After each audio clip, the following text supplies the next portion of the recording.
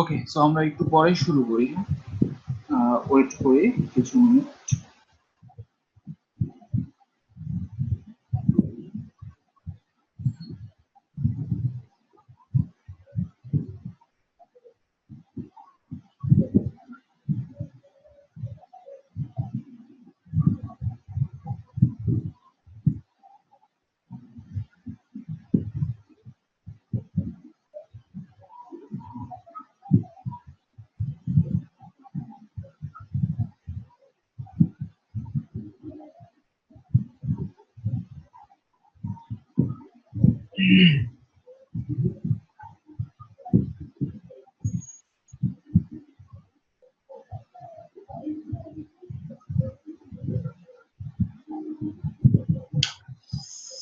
ওকে, so আপনাদের এখানে আমি ইনস্টল করছিলাম গত ক্লাসে ওয়ার্ডপ্রেস কিভাবে ইনস্টল করতে হয়, এবং আমরা এই যে ড্যাশবোর্ডে কিভাবে আসবো সেটাও আমরা দেখাইছিলাম।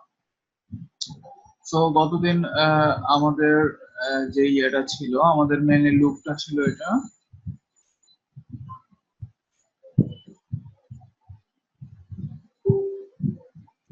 এই যে এটা আমরা এই থিমটা ইনস্টল করছিলাম, তাই না? এখন আমরা এই থিমে যাবতীয় যে জিনিসগুলা, সাপোজ এই যে টাইটেল বা এই যে কন্টেন্ট বা এই যে নামটা কোথা থেকে চেঞ্জ হবে এটা দেখছিলাম। তারপরে এখানে বিভিন্ন মেনু গুলা বসানো, বিভিন্ন পেজ গুলা বসানো, এইগুলো আমরা কিভাবে করতে পারি সেই জিনিসটা দেখ।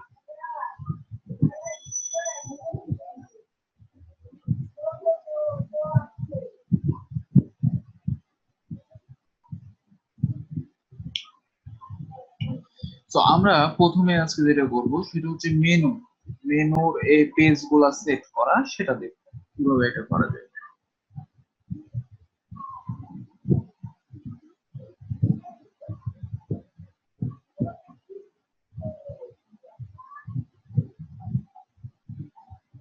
চলেন দেখি সেটা করার জন্য আমরা দেখেন এখানে পেজ নামের একটা অপশন আছে। হ্যাঁ, এখান থেকে আমরা বিভিন্ন পেজ ক্রিয়েট করতে পারি বিভিন্ন ধরনের। সো ডিফল্ট ভাবে এই যে স্যাম্পল পেজ, তারপর হচ্ছে প্রাইভেসি পলিসি, এই জিনিসগুলো ডিফল্ট থাকে। সো এখন যদি আমরা নতুন একটা পেজ তৈরি করতে যাই, দেন আমাদের এই যে এখানে অ্যাড নিউ পেজ এখানে ক্লিক করতে হবে।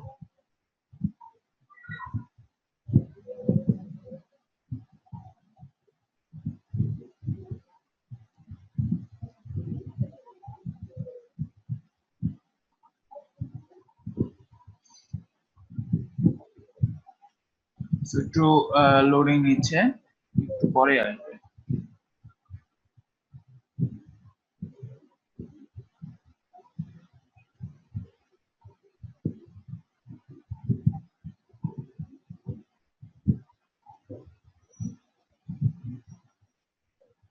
এই যে দেখেন এবার আমাদের বলতেছে পেজের একটা টাইটেল দিতে। মনে করেন আমরা একটা পেজ বানাবো, নাম দিলাম হচ্ছে অ্যাবাউট আস। আচ্ছা, অ্যাবাউট আস দেওয়ার পরে এখানে আমাদের কন্টেন্ট দিতে হবে। অ্যাবাউট আস এর বিভিন্ন কন্টেন্ট। সো কন্টেন্ট গুলো কোথায় পাবো? কন্টেন্ট সাপোজ আমি যে কোনো জায়গা থেকে নিয়ে আসতে পারি, অর্থাৎ লোরেম ইপসাম এখান থেকে আমি নিয়ে আসি।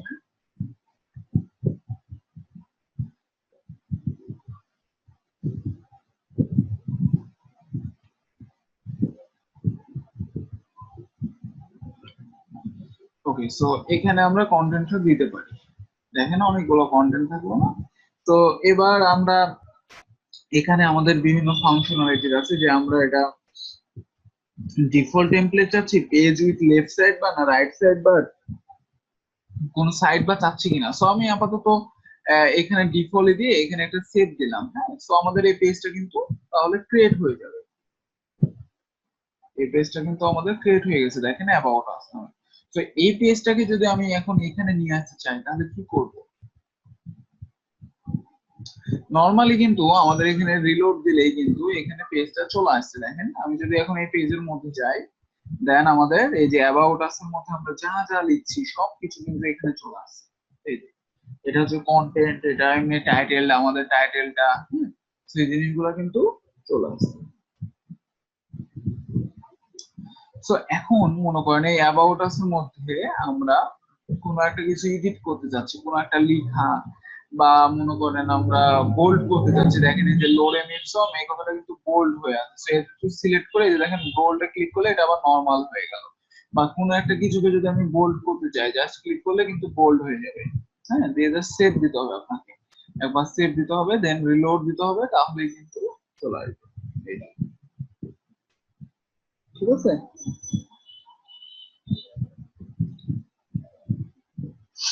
সো পুরাটা যদি আমি বোল্ড করতে চাই, যে পুরাটা ধরে এখানে বি তে ক্লিক করলে পুরাটা বোল্ড। সো এখানে রিলোড দেন, এখন বোল্ড হয়ে গেছে। এই পুরোটা বোল্ড হয়ে গেছে, পুরো লেখাটা। কোনো একটা এখন লেখাকে সাপোজ আমি যদি কালার করতে চাই তাহলে কি করতে পারি আমরা? এখানে দেখেন ভিজুয়াল আর টেক্সট নামে দুইটা সিস্টেম আছে, একটা হচ্ছে ভিজুয়াল, একটা হচ্ছে টেক্সট। তো আমরা জাস্ট টেক্সটে যাব, টেক্সটে যাওয়ার পরে যে কোনো একটা লেখাকে যেটা আমরা কালার করতে চাচ্ছি, এখানে আমরা এচটিএমএল ট্যাগ এখন ইউজ করতে পারি। তো এখানে যদি একটা ট্যাগ ইউজ করি, নাম হচ্ছে স্প্যান, তো এখানে ক্লোজ করে দেবো জাস্ট স্প্যান।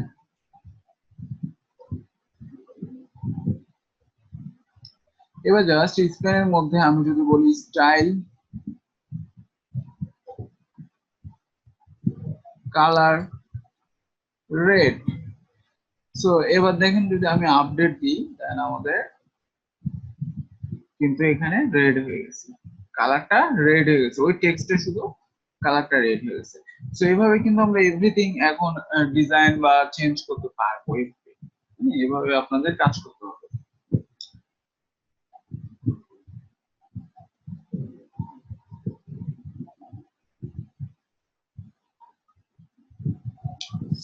তো একজন করে ক্লাস করলে কেমনে কি ক্লাস নিব?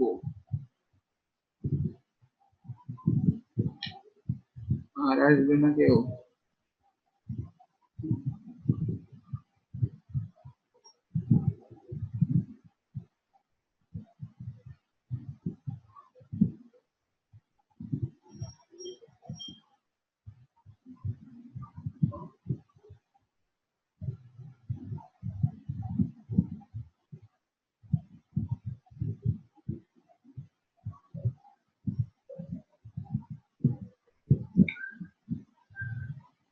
ওকে, সো এগুলা যদি এখন আমরা লিস্ট বানাতে চাই, লিস্ট, তাহলে কি করব? লিস্ট বানাতে চাইলে জাস্ট আমরা এই যে এখানে ভিজুয়ালে যাব, আবার ভিজুয়ালে যাওয়ার পর এখানে দেখেন এই যে অ্যালায়েন্স লেফট আছে, লেফট না মেনলি, এই যে এখানে আমাদের বুলেটেড লিস্ট আর হচ্ছে নাম্বার লিস্ট, দুইটা লিস্ট সিস্টেম আছে। তো আমরা যে যতটুকু করতে চাচ্ছি এটাকে ধরে যদি আমি এখানে ক্লিক করি, দেখেন আমাদের এটা কিন্তু নাম্বার লিস্টে চলে আসছে 1 নম্বর। তো আমি এখন যদি এইখান থেকে লেখাটাকে একটু নিচে দিই, দেখেন 2 নম্বর হয়ে গেছে, আবার যদি এখান থেকে নিচে দিই 3 নম্বর হয়ে গেছে, আবার যদি এটাকে নিচে দিই 4 নম্বর। সো এভাবে কিন্তু আমাদের লিস্ট তৈরি হয়ে যাচ্ছে লেখাগুলো। হ্যাঁ, প্রত্যেকটা লিস্ট তৈরি হয়ে যাচ্ছে, সো 8টা। তো এখন যদি আমি এটাকে আপডেট দিই, দেন এটা কিন্তু আমাদের লিস্ট তৈরি হয়ে গেছে। রিলোড দেন, এই যে দেখছেন 1 থেকে 8 পর্যন্ত লিস্ট আমাদের ক্রিয়েট হয়ে গেছে।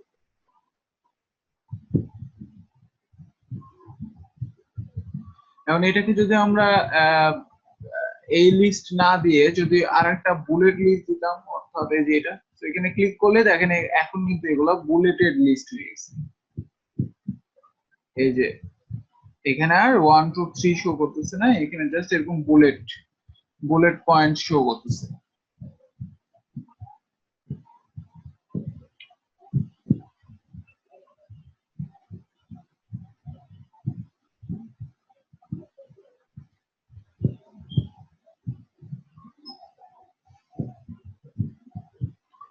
ওকে,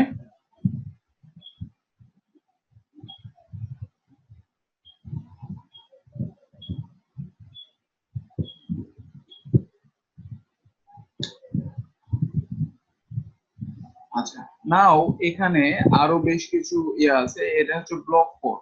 হ্যাঁ, আমরা যদি আরো কোনো একটা কিছু লেখাকে নিয়ে আসি, আবার সাপোজ আমরা যদি এবার এখানে এভাবে দিই, হ্যাঁ, লেখাটাকে, এবার এই লেখাটাকে জাস্ট সিলেক্ট করে আমি যদি এখানে এটা ক্লিক করি, এখন এটা ডিজাইনটা হয়ে যাবে ব্লক কোড, অর্থাৎ রিলোড দেন, এই যে দেখেন আমাদের ডিজাইনটা ব্লক করে হয়ে গেছে, দেখছি। তারপরে এখানে আরো বেশ কিছু অপশন আছে, সেটা হচ্ছে যে অ্যালাইনমেন্ট, আমরা যদি লেফট সেন্টার বা হচ্ছে রাইট করতে চাই সেটাও করতে পারবো। আবার এখানে হচ্ছে লিঙ্ক, ইনসার্টেড লিঙ্ক, অর্থাৎ কোনো একটা কিছু আপনি লেখাকে সাপোজ লিঙ্কেবল করতে চাচ্ছেন, অর্থাৎ এই লেখাটাকে আপনি যদি কোনো একটা লিঙ্কেবল করতে চান, জাস্ট এখানে এবার লিঙ্কটা দিয়ে দিতে পারেন, সাপোজ হচ্ছে facebook.com লিখে যদি আপনি অ্যাপ্লাই করেন, দেন এই লেখাটা কিন্তু লিঙ্কেবল হয়ে গেছে। বলেন কোশ্চেন কি? এই যে লিঙ্কেবল, এটাতে ক্লিক করলে এখন facebook.com এ চলে যাবে এরকম।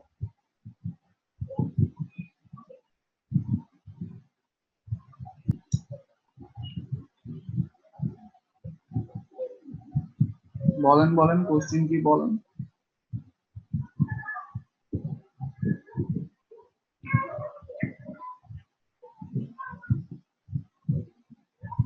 হ্যাঁ, এর আগে বুলেট গুলো ছিল।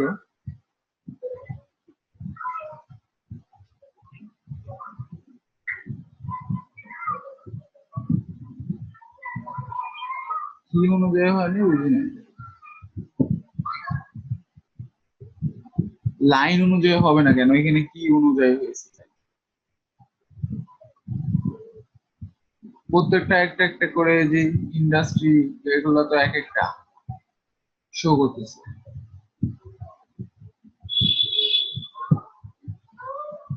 ফুল স্টপের পরে বুলেট হয়নি মানে বুঝলাম না। এখানে কোথায় ফুল স্টপ আছে? আপনি তো একটা একটা করে নিচে নিচে দিতেছেন। এই যে ফুল স্টপ এখান থেকে শেষ হয়েছে, দেন এটা শুরু হয়েছে, এই লাইনটা শুরু হয়েছে। এখানে যেভাবে দিবেন ওইভাবেই শো করবে, নো প্রবলেম। আচ্ছা, তারপর হচ্ছে রিড মোড। সাপোজ আমি যদি এবার এতটুকুনকে ধরে এখানে ক্লিক করি, সো এই যে এখানে একটা কিন্তু মোড চলে আসছে, অর্থাৎ রিড মোড। হ্যাঁ, তো আমরা যদি এখন আপডেট দিই, দিয়ে যদি এখানে একটু রিলোড দিই, দেখেন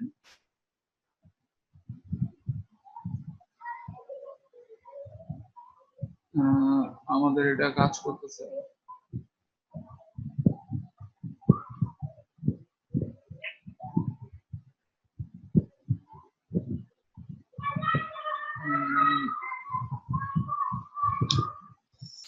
এটা কাজ করে না মোডটা। আচ্ছা, সমস্যা নাই, এটা তাহলে আমরা একটু পরে দেখি। এখানে মোডটা আসতেছে না, ওকে একটু দেখি এখানে আবার।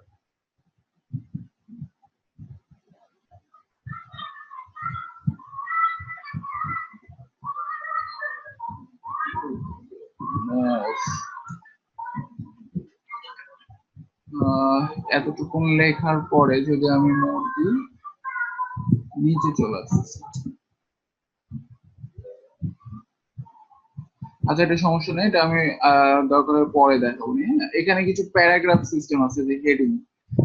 আপনি যদি কোনো একটা লেখাকে জাস্ট H1 বা H6 দিতে চান এতটুকুনকে, যে এখান থেকে সিলেক্ট করবেন, দেখেন এটা এখন হয়ে গেছে, গোটাটাই হয়ে গেছে আর কি। গোটা কোনো লেখাটা হয়নি, মেনলি ক্লোজ হয়নি, সিলেক্টেড কাজ করে নাই, গোটাটাই হয়ে গেছে। সো হেডিং 2 যদি দেন হেডিং 2 হবে, হেডিং 3 যদি দেন হেডিং 3 হয়ে যাবে, হেডিং 4 যদি দেন হেডিং 4। অর্থাৎ আমরা যদি এটার কোড গুলা দেখতে চাই, একটু টেক্সট এডিটরে আসলে দেখতে পাবো, এই যে এগুলাতে কিন্তু হেডিং 4, হেডিং H4 হয়ে গেছে। দেন আপনি যদি এটাকে আপডেট দেন, আপনার এখানেও কিন্তু সেম ভাবে শো করবে, এই যে হেডিং 4 হিসেবেই কিন্তু শো। ঠিক আছে, সো আমরা কিভাবে পেজ বানাইতে হয় এটা শিখলাম। এখন এখানে কিছু সিস্টেম আছে, সেটা হচ্ছে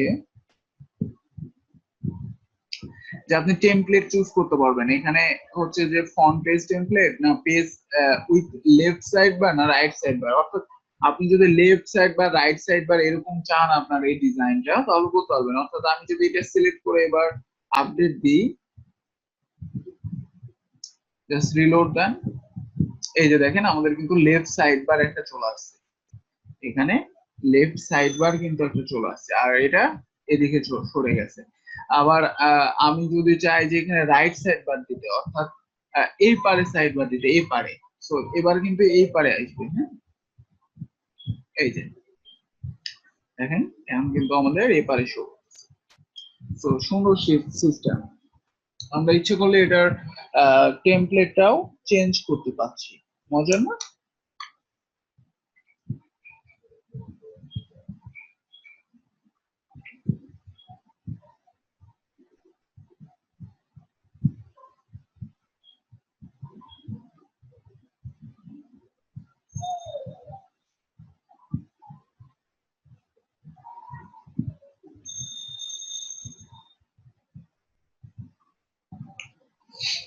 ওকে, আর যদি আমরা এখানে ফন্ট পেজ টেমপ্লেট দিতাম, তাহলে কি শো করতো?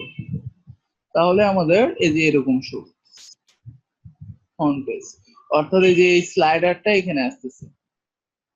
আর যদি আমরা ডিফল্ট দিতাম, ডিফল্ট, তাহলে এই ব্যানারটা থাকবে না, দেখছেন?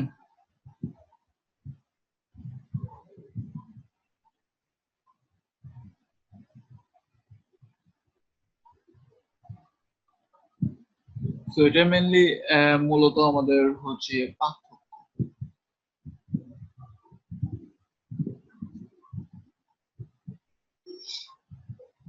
ওকে, তো এবার আমরা যেটা করব সেটা হচ্ছে আমরা এখান থেকে সেটিং থেকে রিডিং জেনারেলের কিছু অপশন দেখছিলাম, যে এখান থেকে আমরা সাইটের টাইটেল, এখান থেকে আমরা ট্যাগলাইন, এই জিনিসগুলো চেঞ্জ করতে পারছি। সেরকম ভাবে সাইট ইউআরএল অ্যাড্রেস, তারপরে যে ইমেল, আপনার ইনফরমেশন, তারপর মেম্বারশিপ, যে কেউ সাবস্ক্রাইব করতে পারবে কিনা, অর্থাৎ কেউ রেজিস্ট্রেশন করতে পারবে কিনা। আপনি যদি এই ফাংশনটা দেন তাহলে রেজিস্ট্রেশন সে করতে পারবে, আর যদি না দেন তাহলে রেজিস্ট্রেশন করতে পারবে না। সো এই অপশন গুলো আমরা এখান থেকে সেট করতে পারি। আবার রাইটিং এ কিছু অপশন আছে, যে ডিফল্ট পোস্ট ক্যাটাগরি, তারপর ডিফল্ট পোস্টের ফরম্যাটটা কি থাকবে। সো আমাদের আপাতত এগুলো রাখা উচিত, এগুলো চেঞ্জ করার দরকার নেই।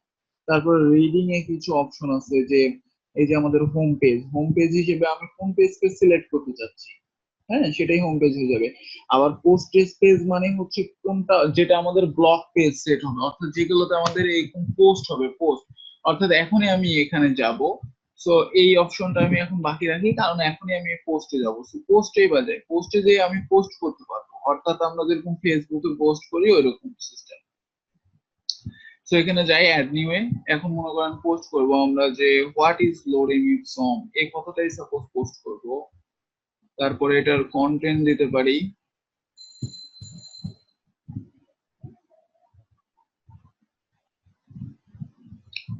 দেন আমরা যদি পাবলিশ করি, একটা পোস্ট কিন্তু পাবলিশ হয়ে গেছে, অর্থাৎ চলে আসছে। আর ডিফল্ট ভাবে একটা পোস্ট থাকেই হ্যালো ওয়ার্ড, এটা ওয়ার্ডপ্রেস ইনস্টল করার সময় এই হ্যালো ওয়ার্ডটা থাকে। আচ্ছা, এখন যদি আমরা আবার একটা নতুন একটা কোনো পোস্ট দিতে চাই, just why do we use it, suppose এটা দিলাম,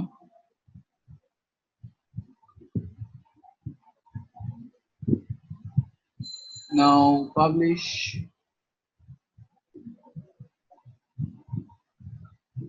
নাও আমাদের দুইটা পোস্ট হয়ে গেছে। এখন এই পোস্ট গুলো শো করাবো কোথায়, সেটাই আমাদের এই যে এখানে রিডিং এর অপশনে আছে, অর্থাৎ কোন পেজে শো করাবো সেটা আমরা সিলেক্ট করতে পারবো। তো চলেন আগে একটা আমরা পেজ বানাই, অর্থাৎ এখানে আমরা যে কোনো একটা নামের পেজ বানাতে পারি, অর্থাৎ ব্লগ বা পোস্ট, মনে করেন যে কোনো একটা নাম দিতে পারি, পোস্ট। তো এখানে আপাতত কন্টেন্ট কিছু দেওয়া নাই, এই পোস্ট পেজ, এই পেজের মধ্যে আমাদের ওই পোস্ট গুলো শো করাবে। সেই জন্য আমরা সেটিং থেকে রিডিং আসি, রিডিং থেকে এখানে যে সিলেক্ট করব, সিলেক্ট করে এখান থেকে পোস্ট করব।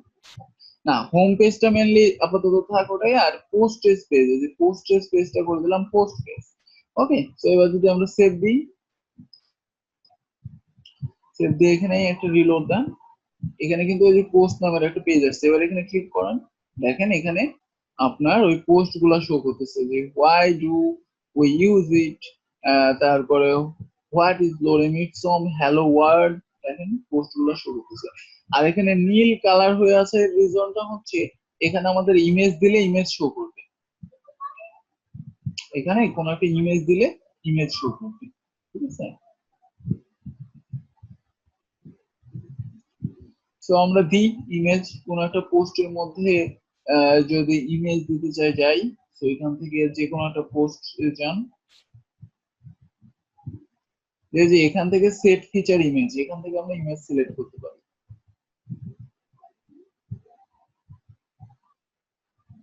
তো এখান থেকে মনে করেন এই ইমেজটা দিচ্ছি আমরা।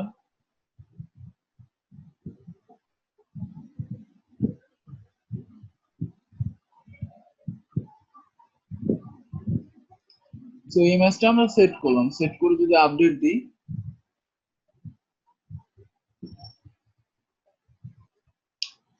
এবার যদি রিলোড দেন,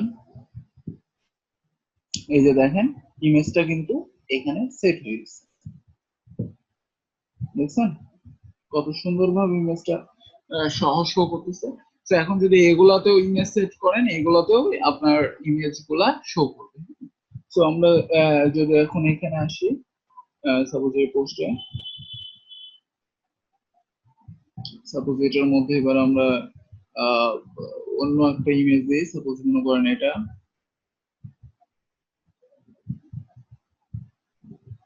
আচ্ছা এটার ব্যাকগ্রাউন্ড নাই, এটা দিই না, অন্য একটা দিই,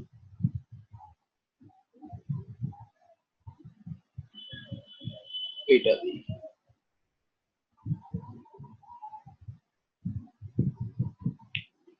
আপডেট, তারপরে আমাদের আরেকটা আছে সাপোজ হ্যালো ওয়ার্ল্ড, এটার মধ্যে দিই,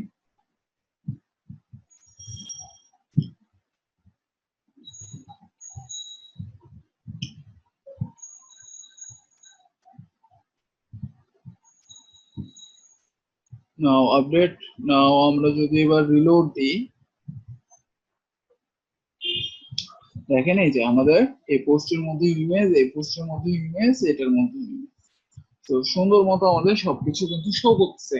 এবং এই পোস্ট গুলা দেখেন মজার জিনিস সেটা হচ্ছে যে আমাদের এখানে কয় তারিখে পোস্টটা করা হয়েছে, আজকের ডেট, তারপরে ক্যাটাগরি, এখানে কোন ক্যাটাগরির পোস্ট এটা, তারপরে আমরা যখন রিড মোডে ক্লিক করব ফুল পোস্টে চলে যাব, দেন এখানে আমরা কমেন্ট করতে পারবো, দেখেন অ্যাড কমেন্ট, নাও এই যে কমেন্ট, তো এখানে কি কমেন্ট সেটাও করতে পারবো, একদম ফেসবুকের মতোই সিস্টেমটা, তাই না?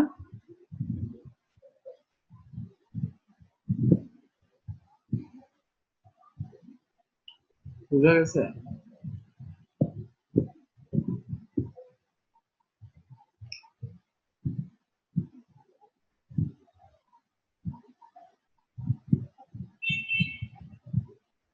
হ্যাঁ ডিলিট করা তো যাবে, এই যে এখানে সব পোস্ট গুলো আছে না, এই যে এখানে দেখেন যখন মাউস নিয়ে যাচ্ছেন যে ট্র্যাশ নামের অপশন, এটা ক্লিক করলে এটা গোটাই ডিলিট হয়ে যাবে, হ্যালো ওয়ার্ডটা গোটাই ডিলিট হয়ে যাবে, করেন ট্র্যাশ করেন ডিলিট, এই যে দেখেন নাই, এখন দুটো।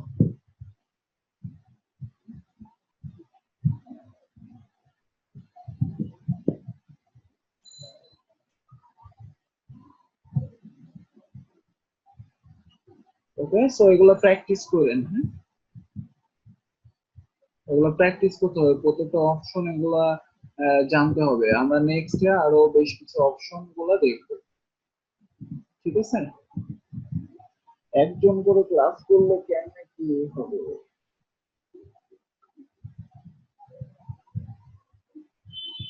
আর আমি দুইটা করে আপনাদের আলাদা হচ্ছে যে ভিডিও দিতেছি, ওইগুলা একটু দেখবেন, ওগুলাও কাস্টমাইজেশন, ওগুলাও একটু দেখবেন, তাহলে দুইটা দেখে একদম ক্লিয়ার হয়ে যাবে,